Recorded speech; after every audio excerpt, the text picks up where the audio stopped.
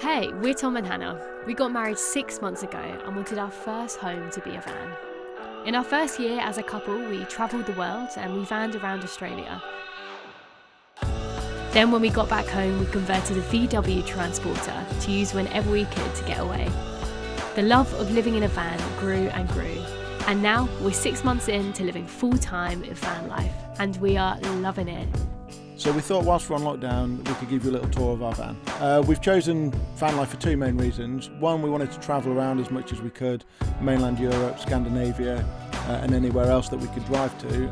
And then two, we wanted to be able to push creative projects and different lines of work without the restraints of mortgages and London rent. So here's our tour of Perky the van. Hello and welcome to Perky the bus. Come on in and I'll show you around. So welcome to our home.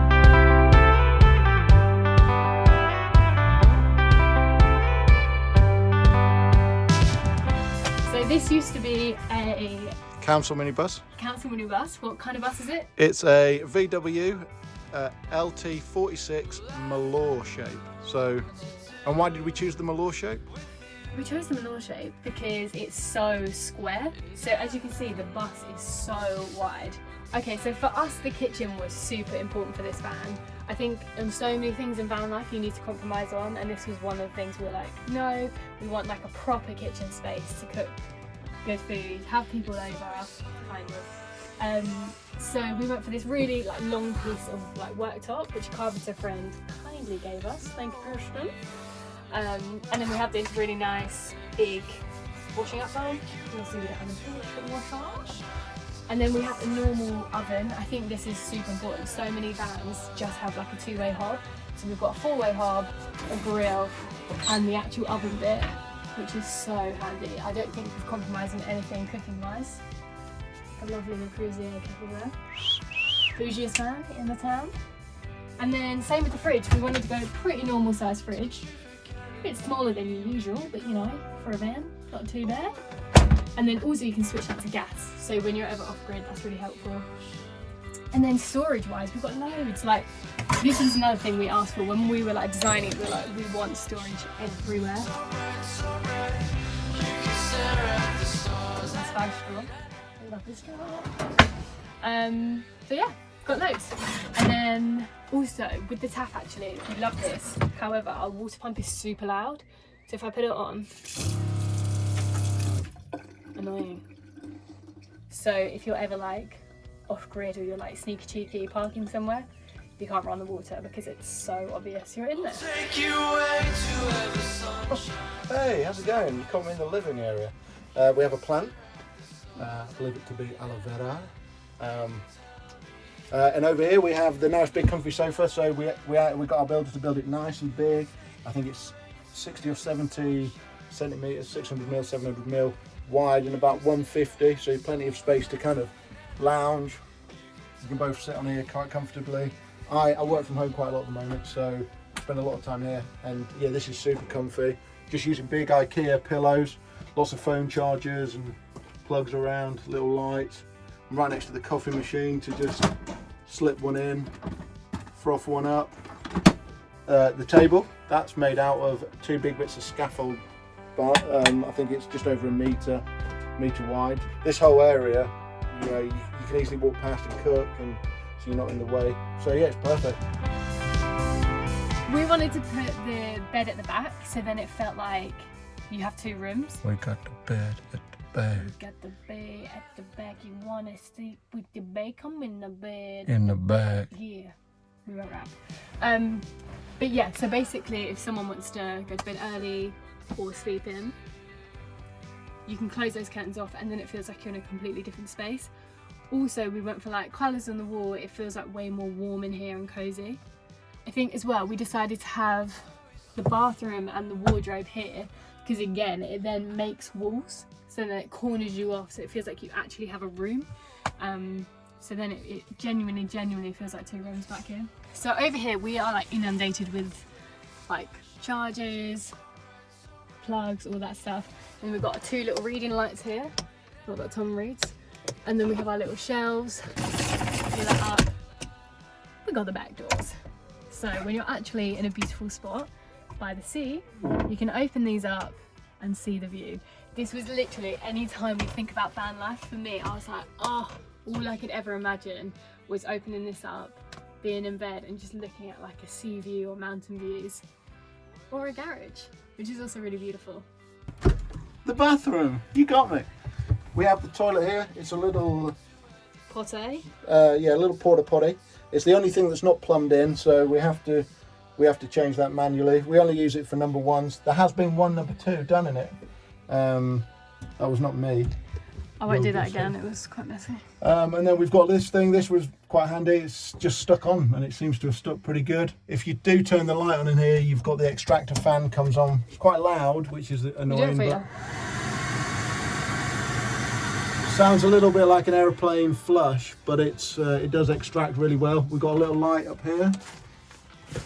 We've got the massive shower head. It's actually really powerful, isn't it? Really powerful, really hot, but only hot for kind of quite quick showers, so you've got to be in and out quick. Smaller head if you want to use the smaller head. Plenty of space. I'm 5'10" and I fit in here comfortably, so anyone can. This pulls across, little shower thing, keeps this nice and dry. Got a full length mirror there, which you can just ways like that and it stays open so you can get ready outside. Storage, we've got the wardrobe and some shelves. I will say that we don't know why this has happened, but the doors are very much starting to bow. This one bows that way and that one started bowing inward, so we've had to add some extra locks on the outside, which aren't the prettiest, but they do keep it in place and stops it rattling when we're driving around and stuff. So here we have a full wardrobe, lots of space, loads of clothes in there. We've got these things are cool, so you can put loads of clothes on one hanger, so that is handy. My plaid shirts and whatnot. So that's the wardrobe, and then on the other side we have shelving. Hannah, Tom, Hannah. Don't know why we did it like that, but again, and these are good actually because the boiler is directly underneath. It keeps this section warm and this section warm, so our clothes don't get damp, which we didn't actually plan. That just happened, and we're quite lucky because it does get a bit damp in the condensation in the winter time when we did move in here. Cosmetics, we've got all the stuff for the toilet, some toilet roll. In here we have a little mini hoover. We have a little mini steamer for the clothes if they get a bit too crinkly. Got another little mini heater here that we put on, which regulates its temperature. And then right in the back there we've got the boiler. We don't really know anything about the ins and outs of it, but if anyone does want to know what it is called, we can find out. Here we keep our bedding and our sports clothes and other stuff like that. This does get quite cold in here because it backs out into under the bed, which is kind of right back down by the back door, so it does get a little chilly in there. The garage. Into the garage. I hate when people call it garage.